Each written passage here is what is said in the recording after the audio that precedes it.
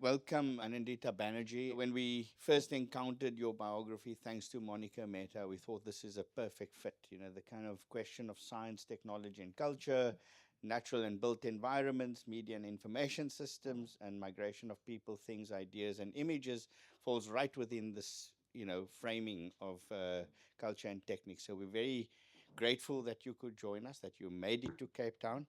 And particularly interested also as we pass through the next few days to hear about this new book project on the Chernobyl disaster. So we'll have an occasion to deal with that. But for now, we're going to hand over to you. I'll allow you, as yesterday, to say a few words about where you locate your work, and we'll take discussion once you've given us a brief presentation. My hope is that what I had prepared actually resonates. I'm going to use a sound metaphor. So you will, hopefully everyone in the audience will see the resonances between the kinds of thoughts, concepts, jumps, and leaps from yesterday's speakers to today's discussion as well. So I jump in my scholarly work a lot. In other words, there are many different things that keep presenting themselves in serendipitous surprise encounters around corners, which I then pick up and follow them. And so there is, and what I'm going to be talking about today um, is part of that. Like, so, it is my, you can speak of it neurologically as a synaptic jump, right, of energy, of electricity. So there's a lot of jumping here. And I do have a lot of things to show and tell. And Simone, thank you very much for helping me jump. This particular rearrangement, I'm going to be talking about rearrangements a lot as well, of your room is how I have done collaborative work my entire life. So when I'm planning to do a book with other folks, we gather like this and we brainstorm. And I want to thank everybody here very much because since we began yesterday, I feel like I'm among my people and people who jump across various kinds of lines and silos that are institutionalized and refuse to go away those lines, long after we have institutionally discarded them. So with that note of thanks, I want to talk a little bit about my title, Frugal Innovation and Imperfect World Building. Now, this term frugal innovation, as we were discussing last night, is actually a move to in the direction of what I want to talk about today, which is the language of and language at work, how language works, right? And so I would ask you, despite the many distractions that the screen up there will present, to actually focus really as closely as possible to how language works. And so frugal innovation is an example of the kind of what I call the reactionary capture of language, which is, of course, not new, as Professor Fretwell um, demonstrated. So it is, in these kind of spaces, the wrinkles, right, between what, between a very divergent, places where modernity, the new, right, comes back to enchant us, but it is by capturing, right? So frugal innovation is a very business school term. And in line with lean startups, for example, right, which is to make do with very little, which all of us in institutions with resource austerity know very well that we are constantly asked to do the work of that captured language. I want to talk about the convergence of culture and technique and many different worlds in which we cross the borders between the human, the machine, the and space and time and life forms today, by as an act of recapturing by rearrangement under conditions where there is no other choice but to make do. Make do. And there's a lot of, there is an equivalent of make do in every language of the global south, no matter where that south may be located on the map. And so I come from the Indian subcontinent, where there is this composite term called jugaad. Jugaad, you just like put together the part. And in every, in the fabric of this space where we are sitting are examples of jugaad. That is what your puppetry project is, right? But jugaad does not have to belong to the segregated, walled-off dystopian space of the global south. Jugaad is with us all the time. We are all engaged in jugaad. I'm going to work with a lot of Spanish language material today. So in Latin American and Caribbean Spanish, especially Caribbean Spanish, the equivalent is la brega, or bregar. The verb form is bregar. It is when you make food out of throwing whatever you can get your hands on in a pot, right? And so I think that the art, the culture and techniques of making do, this is going to be the next book project after the Chernobyl sees the light of day, hopefully soon. That I'm hoping to cultivate all of your collective wisdom to figure out, the framework of this next book, Making Do with the Future. All right, so with that, the imperfect world building, indeed, I heard John yesterday refer to the folds, and what was it, flesh and the fold. I want to talk about sutures, where you see the crack, right, and wrinkles on the skin of material objects and time and space, okay, as the location of this language of work and language at work, which I hope to focus on today. So, I started out as a scholar of science fiction from outside the visible spaces of modernity. And so this, of course, is connected to the kind of journey that Premesh requested me to also trace out a little bit for you. And it starts with, I'll give you a couple of citations. So one is that one important point of departure for my work as a whole, but for this work as well, is Frederick Jameson's fondness for science fiction, which is often pop and trash and mass culture and all of those not very respectable things, genre. And that is that science fiction in particular is the only form of narrative that is capable of historicizing the present. So we have gathered here as your dean yesterday. Here is, a wrinkle in time that has been slapped on our face. And what do we do with that? What do we do with 8 laptops? And what do we do with the mandate of how the humanities is now going to incorporate AI? And to me, as I commented later in the day after Professor Fretwell's presentation, that what we're looking at is not really new.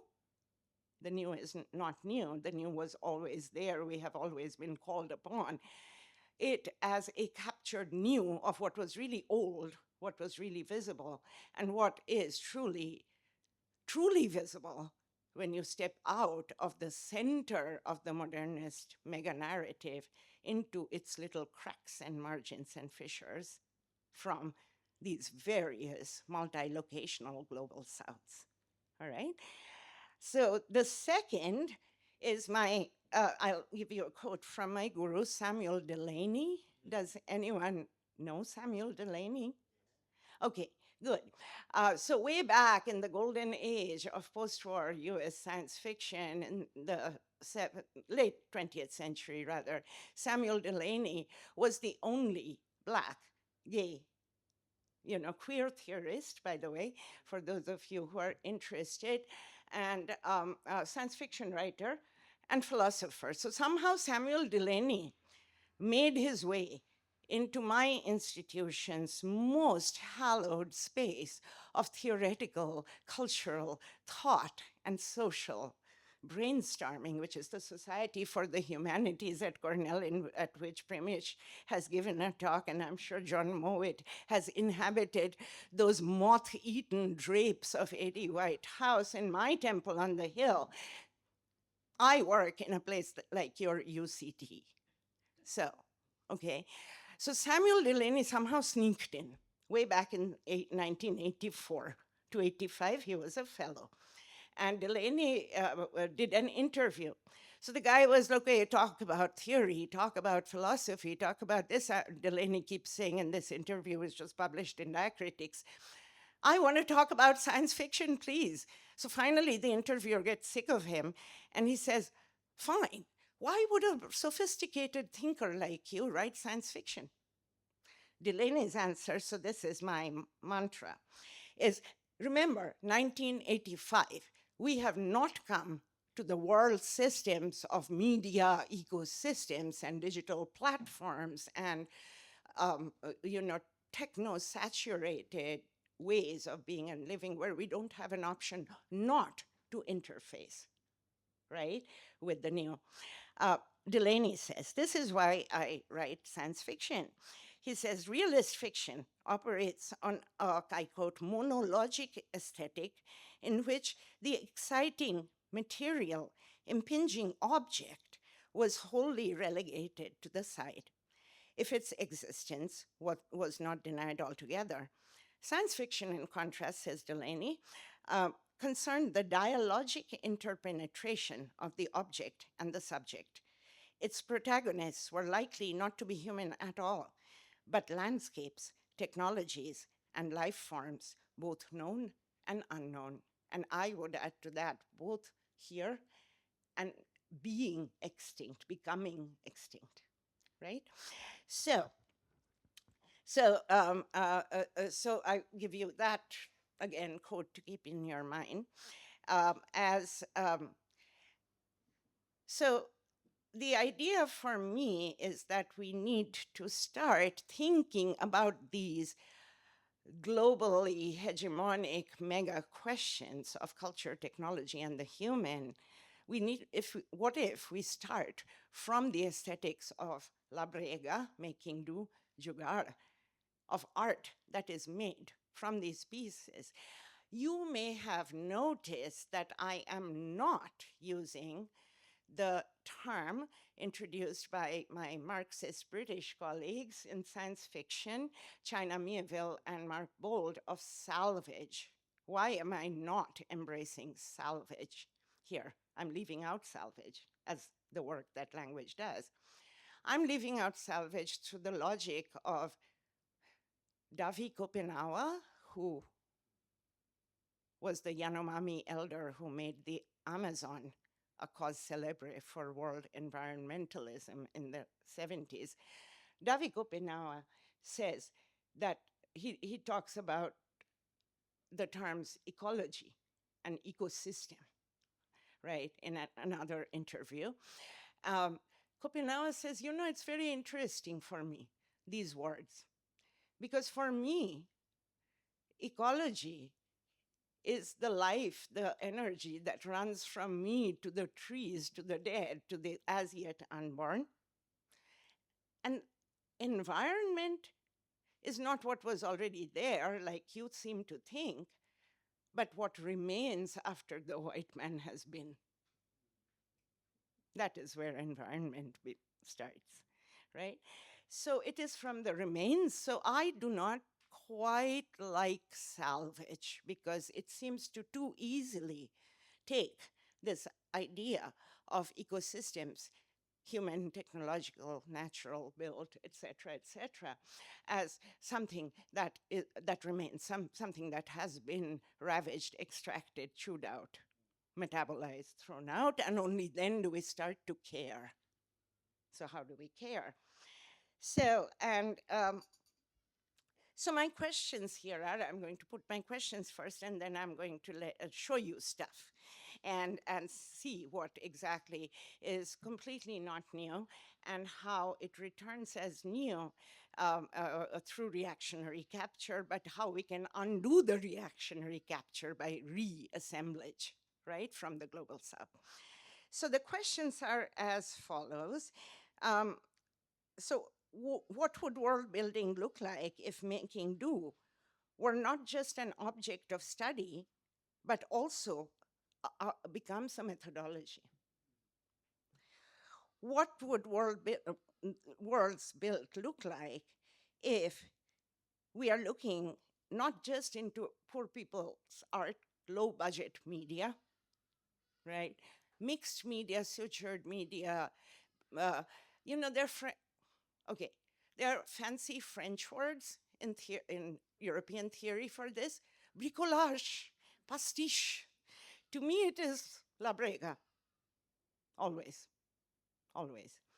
And la brega obviously has existed for a long time, right? However you translate it.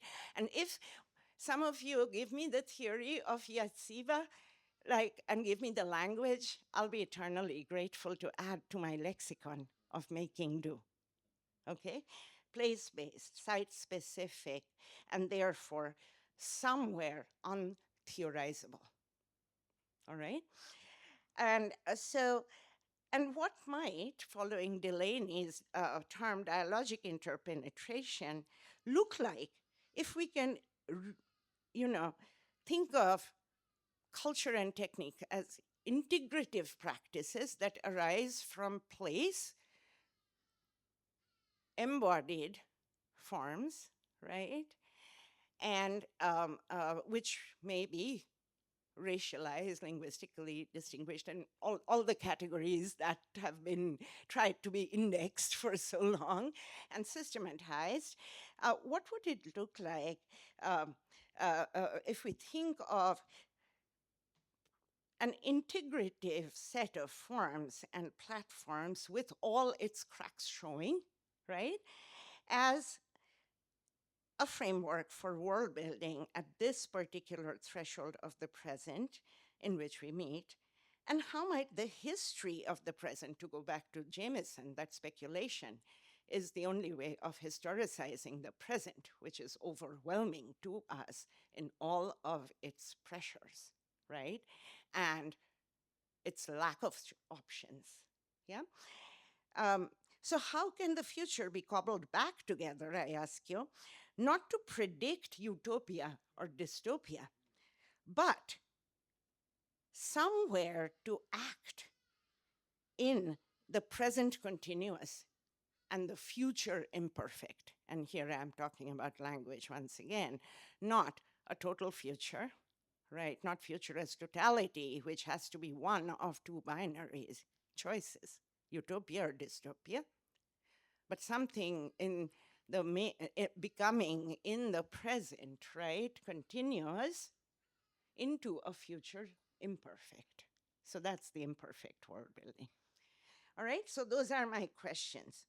Because I take craft, the creativity of craft, not art, craft very seriously as a fountainhead of theory. So I ask you, I'm going to show you some stuff, and to also keep the creative theoretical in mind as an emergent, aesthetics and culture and practice and technique and methodology from the South. Let me give you some keywords, hashtags, etc. And these are terms that you will hear everywhere. And these words are as follows, not those words on the screen, listen up. Resource, infrastructure, process, and waste, all of which are happening here, right? Because there's a processor, there I am interfacing with it, right? And all of this, is involved in work, yeah? And what is the work of these words right now? And I want to go to some of the last 10 years, I have been working a lot on borders. Like, where are the borders? The borders are cracked. They never work. They leak. They seep, as you know, from Cape Town, as a human and built ecology and ecosystem, the history of which I've been so privileged to learn. So can we think about borders? Can we shift the work of the word border from a frontier to an interface? And I want to show you how old this language is. 1984, William Gibson's science fiction novel, Neuromancer, in which we are all the same. This is cyberpunk.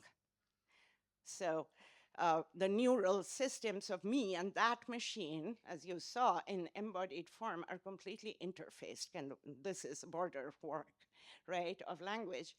The console cowboys and John Perry Barlow, who was the founder of the Electronic Frontier Foundation before I came to California, Columbus was probably the last person to behold so much usable and unclaimed real estate or unreal estate as these cybernauts have discovered. So this is perfectly clear.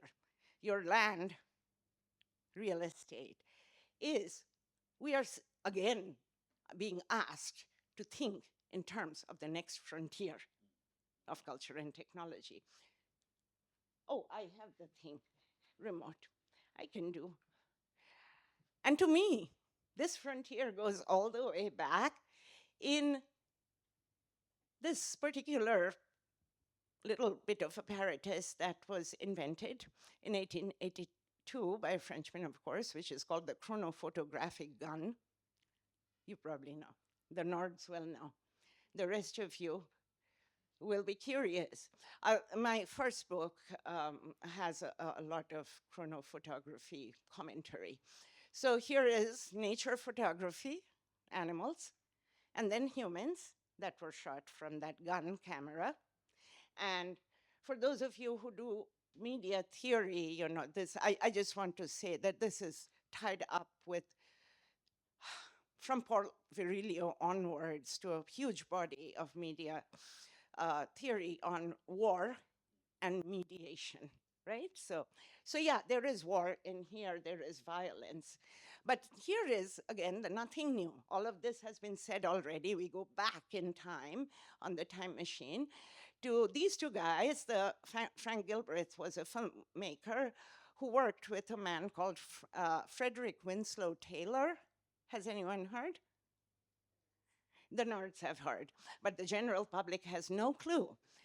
Okay, so here is the use of the chronophotograph for the regime that long before neoliberalism was invented as a term, was neoliberalism in the language of bodies at the border, bodies at the frontier, bodies at the interface of the human and the machine.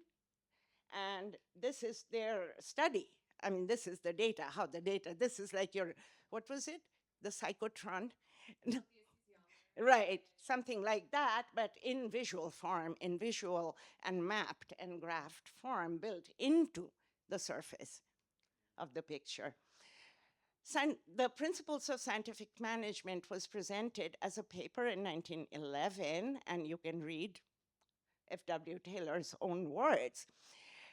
So the illustrations chosen are such as, it is believed, will especially appeal to engineers and to managers of industrial and manufacturing establishments, and also quite as much to all of the men who are working in these establishments. See the continuum of the ecosystem from the machines to the human, right? And what does it mean to integrate these ontologically separate entities? All good, Premesh? Okay. So What I find fascinating is then there is the universalization of this. It is hoped, however, that it will be clear to other readers that the same principles can be applied with equal force to all social activities. Recognize yourself, I ask the audience, to the management of our homes, the management of our farms, the management of the business of our tradesmen, large and small, of our churches, our philanthropic institutions, our universities, and our governmental departments. Now, here is where ecology comes in. So this is the beginning of Winslow Taylor's paper of 1911. President Roosevelt, you know Teddy Roosevelt, who set up the national park system in North America, in the United States. So conservation, the father of conservation with a capital C in the Americas. So Taylor, interestingly, the engineer, starts by invoking Roosevelt, prophetically remarked that the conservation of our national resources is only preliminary to the larger questions of national efficiency.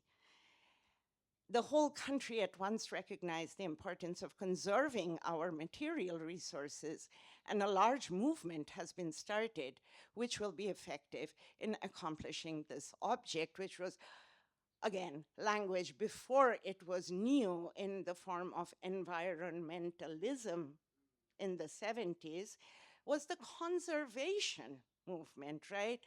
To steward resources and build infrastructures to conserve those resources in order to make of nature a resource that can be used for the well-being of the citizenry in the most efficient manner. So, sorry. As yet, however, we have but vaguely appreciated the importance of the larger question of increasing our national efficiency. So Frederick Winslow Taylor invents a new word here, efficiency. All right? So I'm not going to go through, I'm going to show you some cool pictures. And Taylor, this I write about in my first book, Taylor was embraced by the Bolshevik government after the Russian Revolution. How to Work, 1921. And here is Erika, all the way over in Soviet Russia, the Minister of Labor and founder of the Institute of Psychotechnics. In 1921, the poster says, "Let us take the storm of the revolution." Notice the climate metaphor, the storm of the revolution, fuse it with the pulse of American life, fuse, a connection, a jump, and achieve an infallible path to working like a chronometer. And here we are again. I just love this manifesto of Gastyev. This is a representation of Mr. Gastyev himself, rendered in the new psycho-techno-cultural. The title of the book is Alexander Gastyev, Восстание культуры, the rising of culture, the uprising of culture under the banner of the October Revolution. All right? Now, a little jump. Actually, I can make this jump all by myself. So these are Soviet photographs. So now we go from the work on the factory floor to the work of art, to which chronophotography and Taylor Gilbreath's system, with all its visual and mediatic beauty. I love this picture actually because it includes the cameraman with his chronophotographic gun camera, right? On the right-hand side, do you see? And it's about sculpture in a very distinct modernist form, but here, of course, the proletarian workers form who is being sculpted, the object. and into classical music, just like that. So this is your Virilio. This is Malevich, the camera of making the target. So let's see. The flight simulator as pioneers. I'm just picking out these words, right? Columbus, the frontier of land, of estate, of real estate. The pioneer spirit, this is in America, right? The Europeans, first settlers are often called pioneers. And we have absorbed this language, right? We who do intellectual labor are often called pioneers of our field, like it's just there in the ambient linguistic ecosystem. But the virtual interface technologies is in a systematic way. Remember Frederick Winslow Taylor. In the past, the man was the main thing. In the future, the system is everything. And our machines. Okay, let's see now if this works. So I'm going to show you two filmic fragments by a La Brega filmmaker. These are really old, so I want to say, also kind of demonstrate that if you could pause, Simon, after the ads finish, then I would be ever so grateful. I'll talk through this. So Alex Rivera, who is a Peruvian American filmmaker, began to make this interfaced, interlinked series of film works starting in the mid 90s, right, where those console cowboys and the frontier, the cyber frontier dudes were speaking. That's when he begins, and you'll see a trajectory through where he ends up. So this is not Alex Rivera. This is a propaganda film by the US Department of Agriculture in 1959.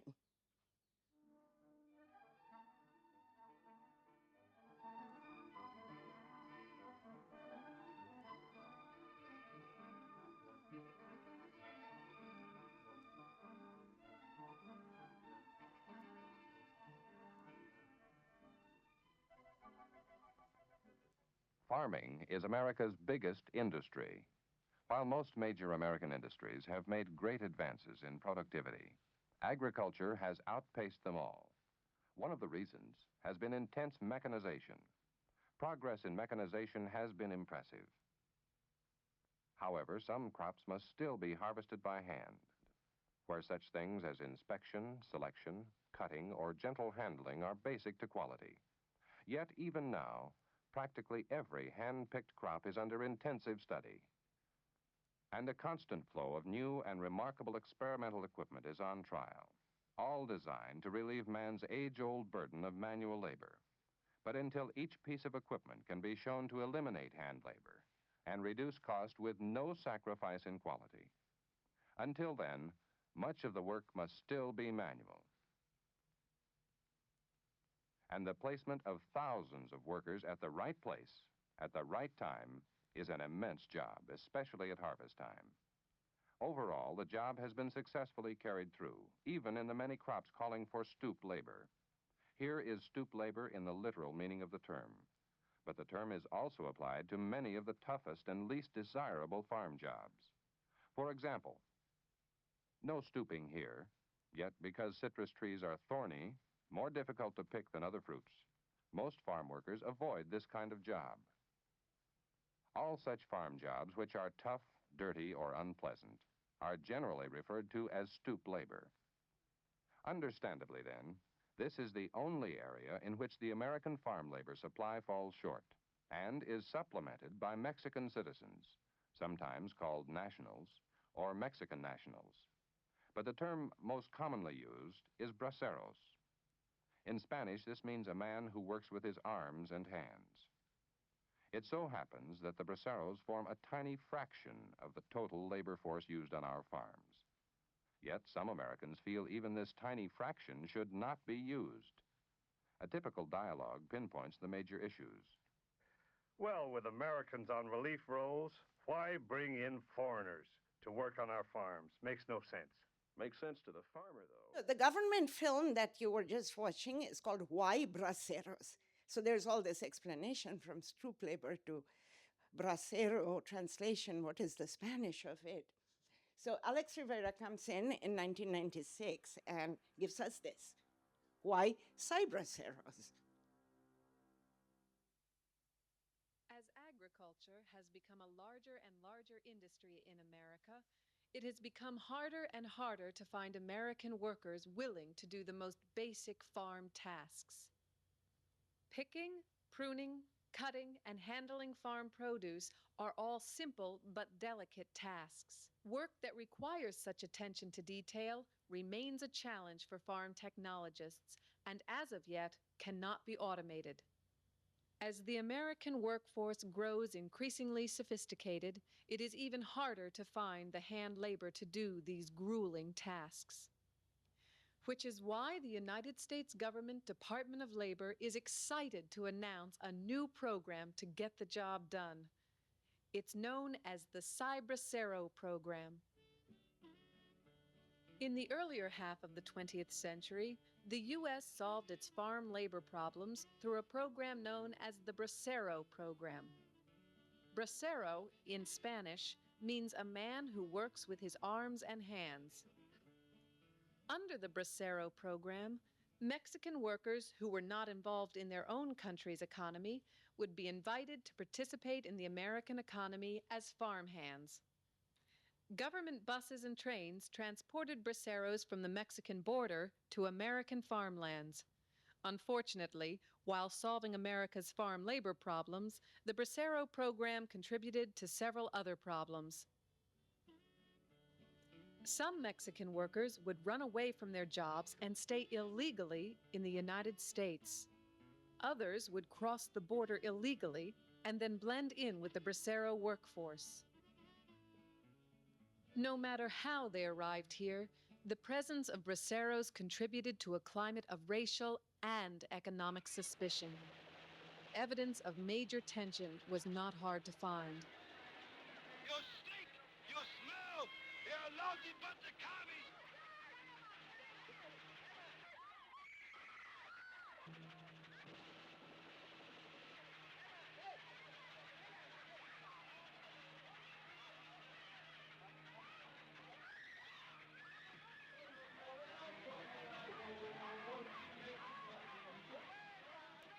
But soon, such concerns will no longer be an issue.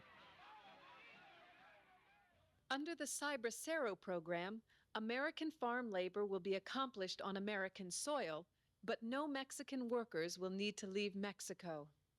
Only the labor of Mexicans will cross the border. Mexican workers will no longer have to. Sound impossible? Using high-speed internet connections directly to Mexico, American farms and Mexican laborers will be directly connected. These workers will then be able to remotely control robotic farm workers, known as cybraceros, from their village in Mexico. These robotic workers are specially designed by the U.S. Department of Labor to be optimized for farm tasks. Using a series of simple commands, a Mexican worker can, from Mexico, watch their live internet feed, decide what fruit is ripe, what branch needs pruning, and what bush needs watering. To the worker, it's as simple as point and click to pick. For the American farmer, it's all the labor without the worker. We think this program will satisfy all the demands of the American farmer, worker, grocer, and average citizen alike. In Spanish, cybracero means a worker who operates a computer with his arms and hands. But in American lingo, cybracero means a worker who poses no threat of becoming a citizen, and that means quality products at low financial and social cost to you, the American consumer. With regards to the two documentaries that we just watched, I think, would you describe the second one, the cyber procedures, to kind of be like a frugal innovation from the part of the American government. It did the job. So the first clip that you saw was actually a film made by the US Department of Labor, the government. The second is the filmmaker Alex Rivera pirating that same film in order to make a speculative Yeah. film about the future. So the second one is fiction. The first one is fact. Or not fact, but a documentary as a genre and form. The second one is La Brega. He like pulls what he needs, including the footage, right? Except it's in color because like 40 years have gone by. So nothing is new. And yet what is new there, that's what in science fiction studies is called the novum, that there is a jump that like you're like, okay, there's the crack where you see that really old style 90s gaming platform, the scrolling game, and there is the border crossing, except only the arms cross the border. Yeah. So I'm picking up on your question to make sure that nobody else is kind of lost in the transition or transmotion or stop motion, right? But please go on. Okay, so and then I would just like you to um, explain the term capture and recapture and rearrange again for us to understand a little bit better, and then to revert back to yesterday's topics that we were introduced to, like the metabolic riff. And I think the two excerpts that we just saw um, kind of visualizes the metabolic riff in terms of agriculture and how we're moving away from the city. So I would just like to ask, do you think this frugal innovation, making do with what we have, could possibly be a solution to this after effects of the metabolic rift, in terms of not being able to predict a dystopia or a utopia for it, but if we make do with what we have, we can kind of prevent these systems of exploitation and kind of conserve and preserve our environment, if that makes sense. Yes, to all of your proposals, right?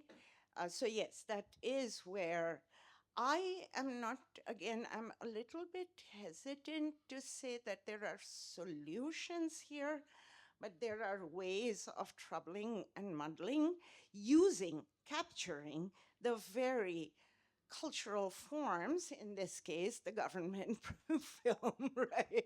The, how do you call them? The public service, you know. Well, I don't know because, I mean, again, being always like kind of positioned on the margin. Yes, it is propaganda, but it's also trying to kind of quell the public's fear about this like sudden foreigners in the fields of California, right? So there is a double edge there, and that's why it's so hard. I'm so glad you picked up. That's so hard to identify where the capturing is happening. Do you see what I mean? And only when Rivera takes it and like takes these clips, and he's like obviously going around with a handheld camera. She's stealing TV footage of the farm workers, resistance movements in the 90s and so forth. And then he stitches all this together, and it's really jerky and not really very good. And you can totally see, he like is sitting in front of the TV and filming the TV screen, and then he splices that in together, and it's all really kind of crude. And then even the science fictional novum, when suddenly there is that scroll game screen, and you see, okay, this is a different regime of a screen, and yet it is also so old, right? And so through all of these are acts of kind of capturing what has been captured, because the government is speaking in terms of human resources, which is why I went all the way back to Teddy Roosevelt, nature becomes a resource, and Frederick Winslow Taylor, the human becomes a resource. That's his gambit, his argument. I'm not doing any interpretation. He starts with Roosevelt, that we are talking about, conserving our natural / national resources. Can't we do the same for humans? And so we are living with this language. Any workplace, human resources. Yeah, HR. It was invented in this paper written by an engineer in 1911. Management, systems theory. Yeah, that we are all interface systems and we must function as a system to be maximally efficient and conserve our resources. So frugal innovation, here I am capturing it. So frugal innovation in the business language of, I don't even know if we are neoliberal anymore. We are back to a rentier economy where we are basically paying rent to platforms. That's where we are, in my view. Right? Like neoliberalism now seems like a dream, it's past. So, but in that relationship, right, that how then to use the platform to recapture this term, for you do with less while I profit from your end. So it's a way for me to push back, if that makes sense. Fantastic. Erica? Thank you so much, Anindita. This has given me so much to think about. So I'm so grateful for this fantastic talk you gave, and we will talk more. But I just wanted to pick up on your response and the difficulty of determining capture, because I was thinking a lot about the fine line between making do and make work, right? And I have to actually, speaking of citationality, Todd, who you met last night, my husband Todd, wrote a book called Work Requirements, which is about race and disability and labor politics in the progressive United States, and looking at Tuskegee, these industrial schools for African Americans at the time, and the way that make work was produced as bullshit work in the sort of David Graeber vein, right? Bullshit work to justify, or where the racialized person had to sort of justify getting any kind of state benefits, which would be the welfare system today, right? So I think a lot about the way that make work as a system of capture and making do is a way to perhaps not necessarily undo the capture or recapture, as you're saying, but there is such a fine line. And it brings me back to the conversation we had yesterday afternoon about, and I love what you had to say about craft, also the fine line between when is a particular technique or practice deemed an art and when is it craft. And I think about what were called crazy quilts, which is an insanely pathologizing term for the quilts that enslaved African Americans made from the scrap clothing of their enslavers.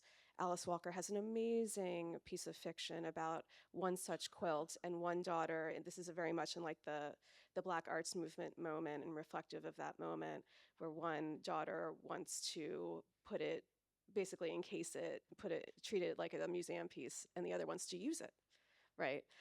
So use value comes up. So I could go on more. I will shut myself down now so I don't take up too much space, but just wanted to put a fine point on your really brilliant insight and thinking about making do as a kind of craft practice that cannot be untethered from these kinds of capitalist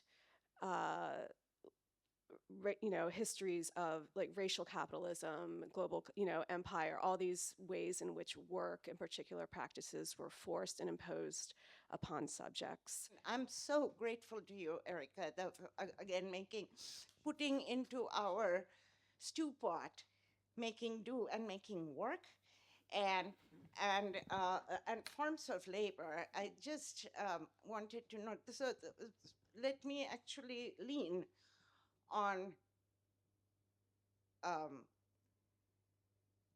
on the cracks and the fissures between enslaved plantation and farm labor and the bracero program, right, which was a way to like, you know, a way to make it somewhat very grayly legal, right? So a guest worker program basically with no rights. And US immigration history has many iterations of this, since actually labor from India and East Asia arrived in California, and California is the site of, and then for those of you who know John Steinbeck's Grapes of Wrath, and that would be internal migration from the Dust Bowls in Oklahoma in the 30s to California, right?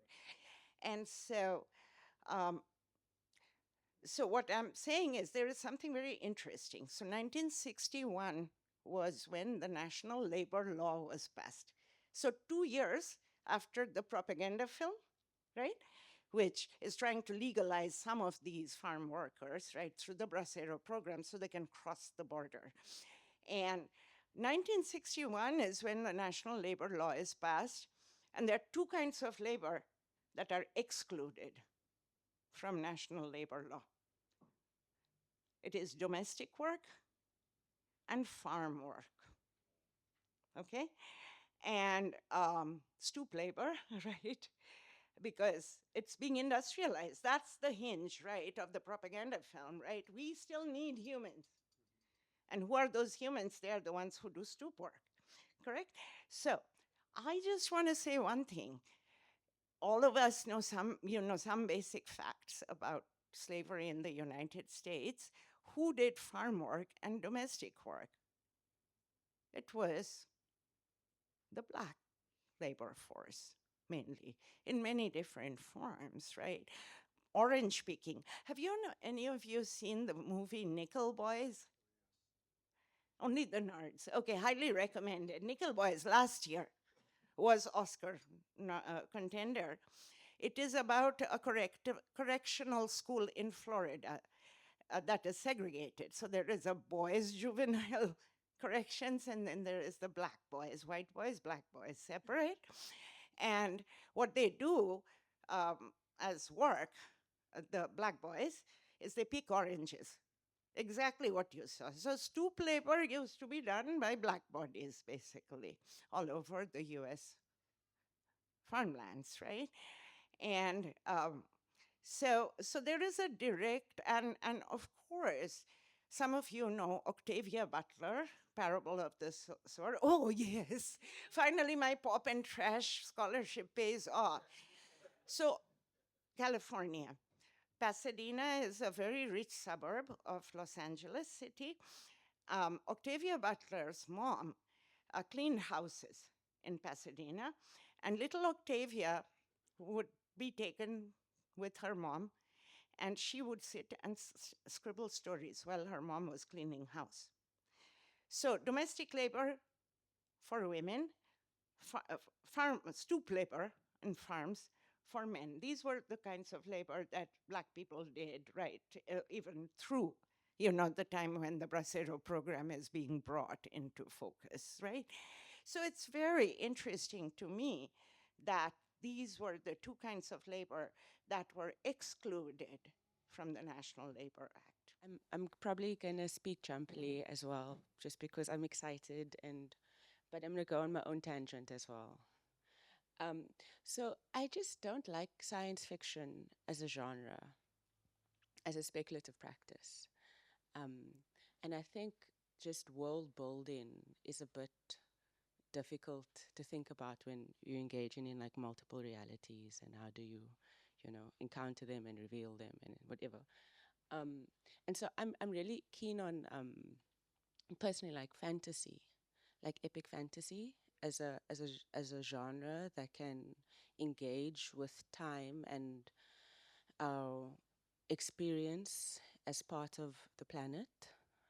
Um, particularly because I think that like science fiction relies on technology as a tool, where in more magical stories, magic is, you know, like a part of your being.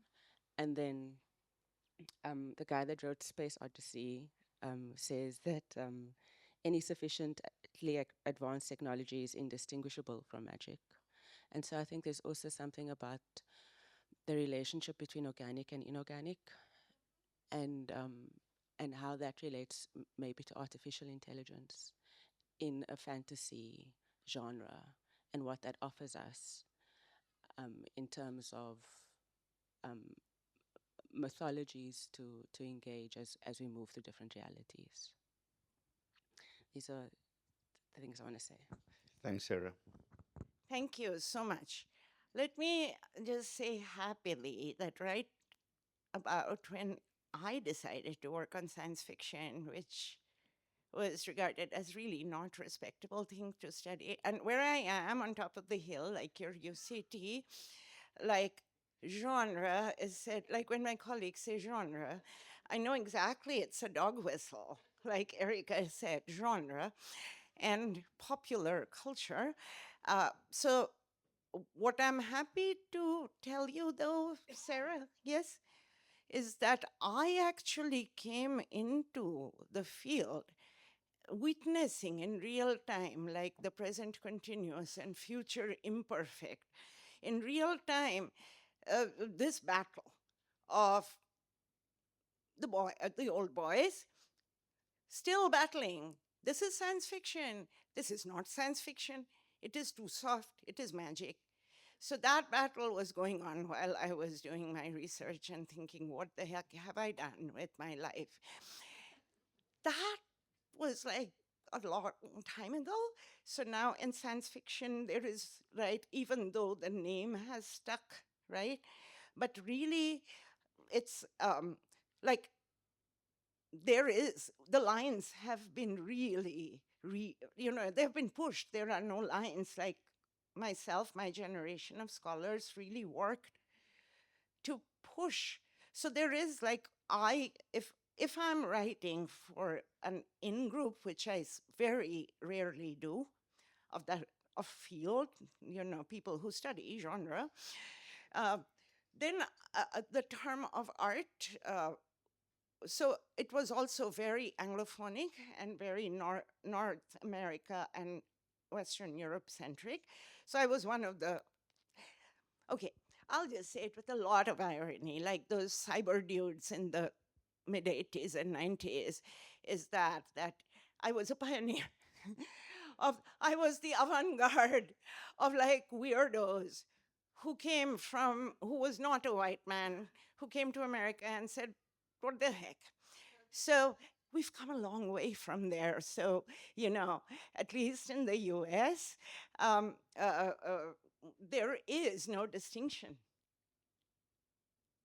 There is no gatekeeping right now. Old boys, if they pop up, we shame them. I suppose I'm using this language because I'm trying to find ways to come into a conversation where before I didn't have language, right? So, and so this is why I have like stumbling blocks personally with science fiction. But maybe an example of like something that I'm trying to engage with, that I'm looking for language for, is like cave drawings, like Mukesh shared yesterday. Like, so if you look at cave drawings of the colonists when they arrive here, they're all like in this posture. They like just start drawing them like, they're standing with their hands on their hips, and I'm just like you're seeing this body language, and you're writing this body, you're showing us this body. So how do I engage with that? What are the, and so for me to access that, I don't feel that access when I think about science fiction. Part of me is like I'm being creolized by the day in Cape Town because I speak many varieties of English. So I miss something. Whose body are you talking about? On the on the cave drawing. On the So when they start drawing So, because when they start drawing images of the colonial influence, then all of the colonizers that they draw are standing with their hands on hip. Okay. And so I was just like thinking about like this posture, this body shape Uh-huh. as a way to encounter. And How to encounter. Yeah. Yeah, so no, but what you're saying is very real. Let me tell you what's real. What is not science fiction is we have, you do know where the cyber knots, the colonial frontiers of looking at unreal estate, where those guys are in the year of the Lord 2025 in the United States, in the Silicon Valley. This is Mark Andreessen, the Techno-Utopian Manifesto. This is our shared Elon Musk, God help us. And yeah, so these are the owners of the platform to whom we pay rent and have been paying rent for a really long time. And with AI, we don't quite know where we will be working in that economy yet, right? Hence all our anxiety. And so they in back in whatever the early 90s, they had already assumed, they had created their own self-image as Christopher Columbus or your Cecil Rhodes or whoever, those statues. So as I said, nothing is new. And I quote Octavia Butler's fictional epigraph from the Book of Earthseed in her third book of the trilogy, Parable of the Talents. This is my favorite Octavia Butler quote for those of you who are fans. It starts, nothing is new under the sun, but there are new suns. So I kind of am clinging to that failed idea. I have zero allegiance to the name of any genre, personally. I don't care. I care about what is real in our interface. In a way, I want to follow on from the question put by Romario and maybe give a little context to some of the discussions we've had here before, because in especially postgraduate teaching and the way we talk about the digital and images and so on, the word capture is very, very prevalent. And so, if one thinks about the term capture, and I must take responsibility for discouraging people from using it so often. But I was just thinking about the connotations of capture and captivity, which of course is not irrelevant. But in terms of the image, which we seem to be referring to here, I don't think I don't think the image or part thereof ends up in captivity if it is so readily available to be pirated, for example. And it's very interesting that you shared with us your work on chronophotography, because what's very striking about that photography is the importance of measuring movement against the microtemporalities that we cannot see.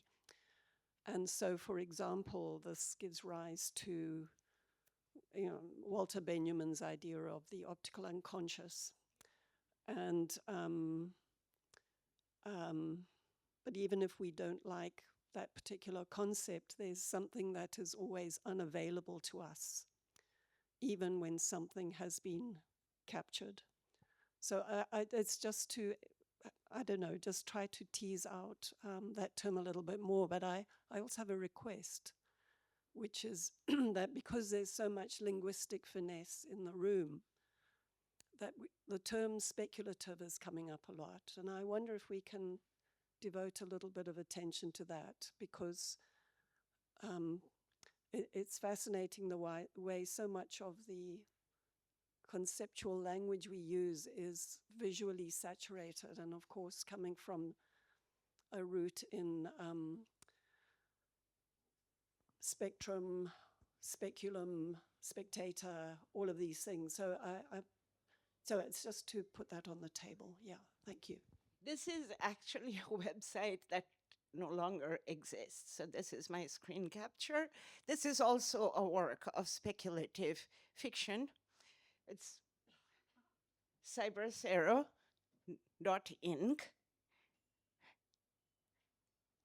Anyway, this is Alex Rivera again capturing us. No, I'm not quite sure. I'm not valorizing capture. I'm saying that capture, we should be aware, right, of the not newness in order to push back against capture, right?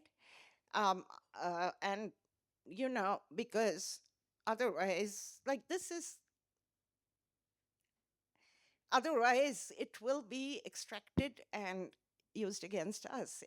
I'm using it as a kind of, as I said, I'm not even saying recapture, but this idea of we can take and we can recombine, right? Reassemble, put it in the pot, so something new will come out.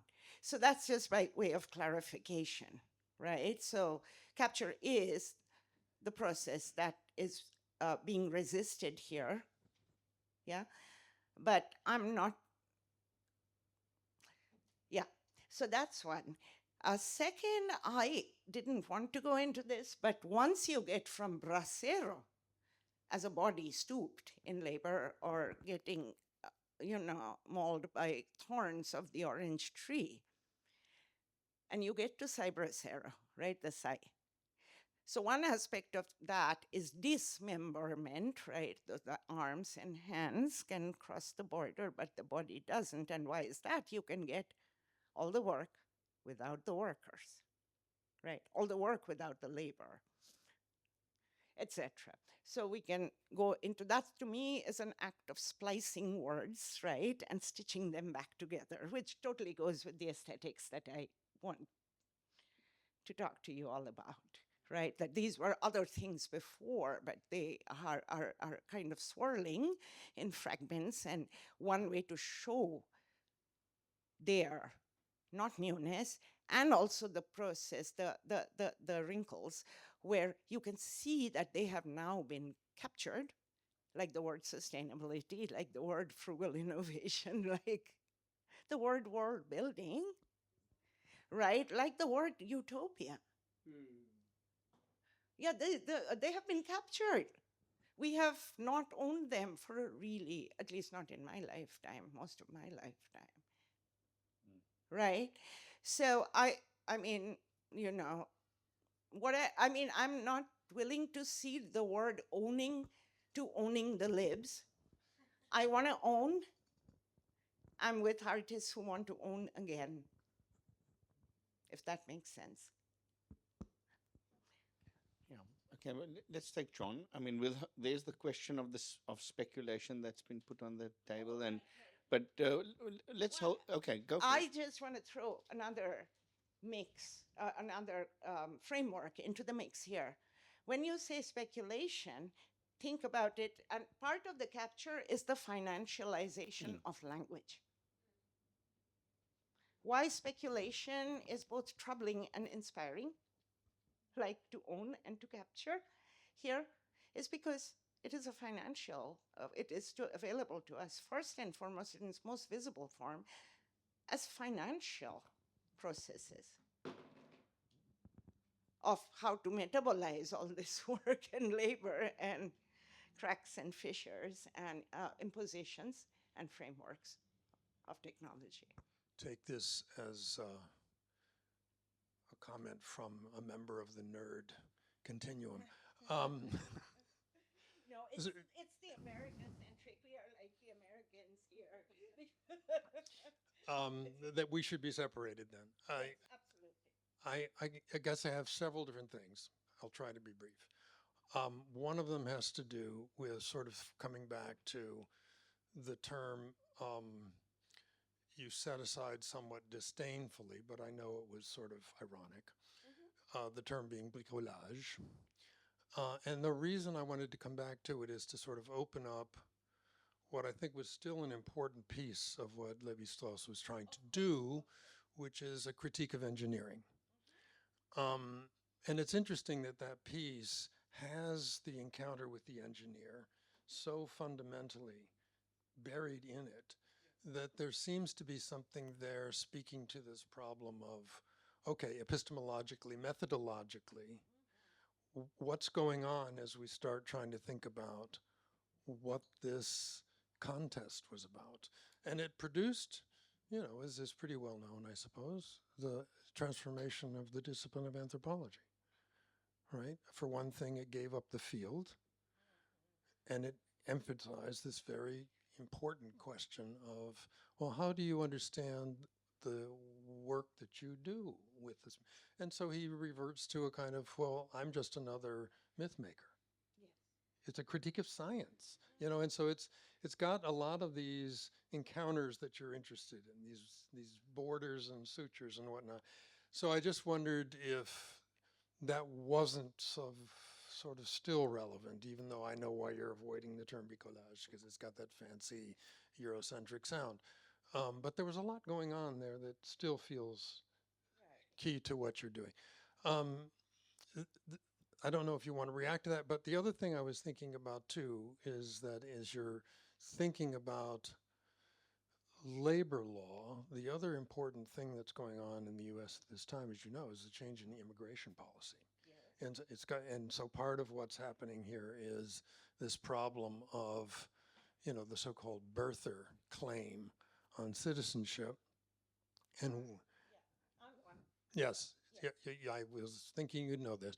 So it just felt like, well, no, we can't just stop with the worker rules. There's something else, also part of the state. Footnote, state, capital, they're not the same, so there's an important tension between what the government is trying to do and what the capitalists are trying to do. Very much involved in producing illegality and criminal extortion of labor, et cetera. Then, the last point. Do you know Siegel's film Invasion of the Body Snatchers? Because it just seems to me like this is your stuff. Yes, my question is about the temporality of make do, because it has to do with your temporality that inspired me to think that. So the minute you said each language has a translation for make do, I didn't know what it was. So I went online and said, what is it? Asked what is it in Portuguese. It's se virar com o que se tem, which means to get away with what you have. So this to get away with implied to me some temporality, because in Portuguese, it seems that there is a problem that you have to get rid of it very quickly. So first of all, I wonder if make do has an urgent quality to it, and then going quickly to Davi Kopenhauer, because then when you cited Davi Kopenhauer, I remember the passage from his book, The Falling Sky. And so he depicts the ceremony with the ayahuasca when the chief, the shaman, invokes the spirits which are called shapiri, and they are all bright and they come from the sky.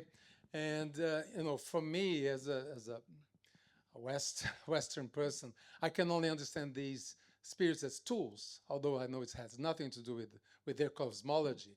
But I see them because these ayahuasca ceremonies are work for them. They are working, they're healing, they're doing several things there. So this idea of the shapiris, the spirits falling, in Kopenhauer's passage, they can or they cannot come. Like, John's drum yesterday, they may just refrain from coming. So this means that this shaman has to wait. So there's a temporality in that ceremony with that kind of set of tools, quote unquote, that they have, which are the spirits, that implies some waiting. So I wonder if you could speculate about, the temporalities of make do and the idea of waiting. I teach the fallen sky all the time. So I'm just happy that there's someone here who knows that text so well. This is where my future imperfect comes from. It is this waiting, it may or may not happen, right? Which is very different from being predictive or diagnostic or prescriptive, right? Which are all of the ways that science fiction in the old fashioned way that Sarah was talking about was valorized for, right? Like, oh, like the only value in the old days before me. uh, science fiction had to be like it was important because it predicted something, or it led to some innovation, or like there had to be this kind of temporal causal. Uh, so that is where, because there is such a tense in the English language, at least in the Queen's English, that I have never learned, of a tense of the future imperfect. And so I think maybe that's a term that might be useful to address your question. And it is very much, no, of course, I love the bricolage and pastiche guys. So here is where I see the work of language changes.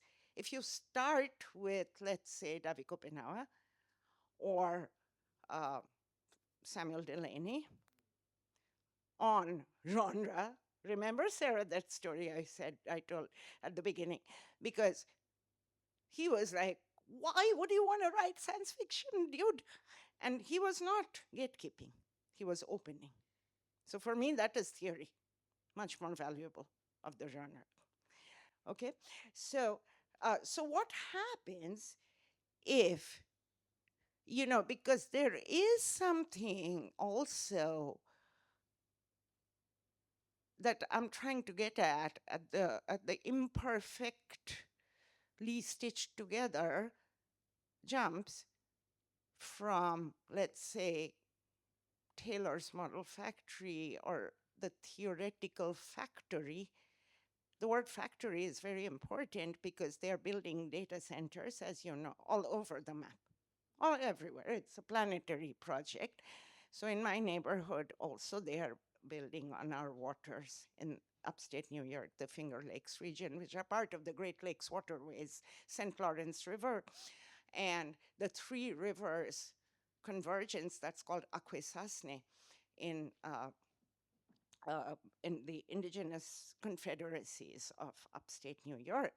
So this Akwesasne system is being captured by data centers, right? And John yesterday, yes, they're terrible. But do you know what they call the data centers? That's a capture factories. They are being packaged as bringing manufacturing back to America. Do you see? Factories. This is still halfway there, Cybercero Inc. factory floor in Alex Rivera's science fiction. But we are back to the speculative. That is nostalgic futurity. To me, there is no, I will not dare to predict. But what do we do? In response to your point about the financialization of language, financial capture of language, I'm thinking of the term solution, right? Which suggests a clear endpoint and fixity and stability, and solution is liquid suspension, right? Which brings us back to questions about speculation and making do as that iteration of solution, right? That kind of suspension, awaiting an ongoing present that may or may not produce something, right? So I guess I just wanted to make that point as well, building off of your question, Marcos, and your response, Anindita. And if I may, I mean, when Erica put forward the way in which speculation works in psychophysics, I heard an invitation to think again about another history of speculation. In other words, to track it differently in its emergence in contemporary capitalism. And it's fascinating how Taylorism in the early 1900s kind of refigures race and labor. So there's a way in which Technics is recoding culture as race, a modernization of race through the factory system. And the repetition of that language now gives us a way to think a little bit more carefully about what we want to narrate as the history of speculation. I suspect that it's not only traced into thermodynamics, but also into astronomy as the kind of modern science that leads physics into its new scientific moment. Another term that's actually a legal term, I have gone through some phases in my life in the United States. I was on paper in the language of the state the following categories: a non-resident alien, then I was a resident alien, and now I'm just an alien. So outer space is very much, remember the cybernauts, the astronauts, the cosmonauts, the cybernauts. The frontier is without boundaries. Where is that in the, it's Cold War language, right? So the Cold War is smoothly then, metabolized and sublimated into cyberspace. Anindita, thank you very, very much. I mean, I think there's so much that we need to thread together here because of what happened yesterday. We're going to be stitching some of this to this afternoon when we visit Ishan Adams, and I'm going to be very interested to hear what people think about suturing and stitching and so on once we encounter that work. I do want us to think as we proceed over the next 2 days, but what's gelling in some sense, in these constellations of thought. And so perhaps we can attend to that after this afternoon's presentation. We're going to take a break now, and then we'll come back. Abdusalam Zuzu will lead us in the discussion before lunch. So shall we break for now? Till 11:30. Thank you very, very much.